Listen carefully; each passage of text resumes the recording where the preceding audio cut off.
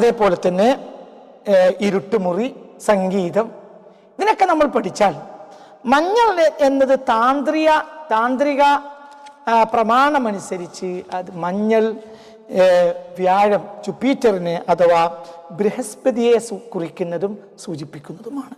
താന്ത്രിക ക്രിയയിൽ അത് ബൃഹസ്പതിയെ സൂചിപ്പിക്കുന്നതാണ് മഞ്ഞൾ. വെള്ളമാകട്ടെ രാശി അല്ലെങ്കിൽ സോമ എന്ന് പറയും, അഥവാ ചന്ദ്രനെ സൂചിപ്പിക്കുന്നതാണ് വെള്ളം. പിന്നെയുള്ളത് ഇത് രണ്ടും, അതായത് മഞ്ഞൾപ്പൊടി, വെള്ളം.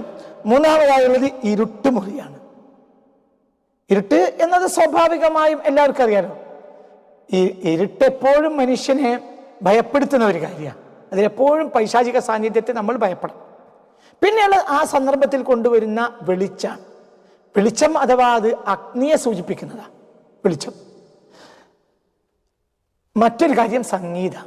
ഇത് എല്ലാത്തിൻ്റെയും ഈ ഒരു കൂട്ടായ്മയിൽ അവിടെ നെഗറ്റീവ് എനർജി 100% പ്രവർത്തിക്കും എന്ന് നമുക്ക് ഉറപ്പിക്കാം.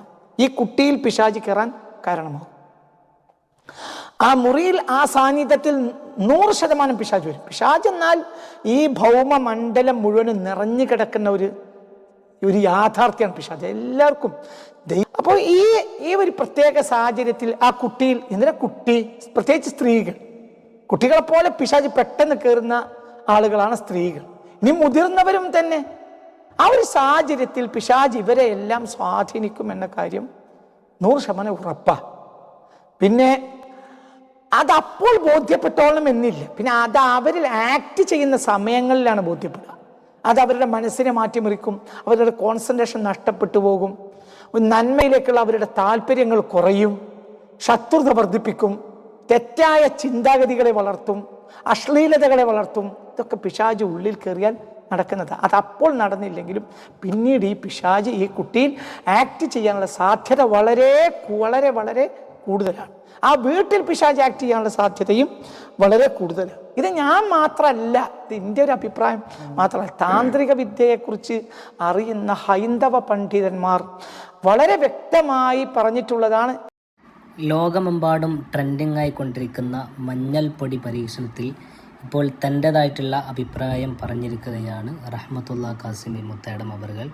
മഞ്ഞൾപ്പൊടി പരീക്ഷണം അത് നടത്തുന്ന കുട്ടികളിൽ പൈശാചികമായിട്ടുള്ള സ്വാധീനം ചെലുത്താൻ കാരണമായേക്കുമെന്നും ആ സാഹചര്യങ്ങളും അത് നടത്തുന്ന വസ്തുക്കളുമെല്ലാം പൈശാചികമായി കുട്ടികളുടെ ഇടയിലേക്ക് അത് കയറിപ്പോകാനുള്ള സാധ്യതയുണ്ട് എന്നുള്ളതാണ് റഹ്മത്തുള്ള കാസിമി മുത്തേടം ഈ ഒരു വിഷയത്തിൽ സംസാരിക്കുന്നത്.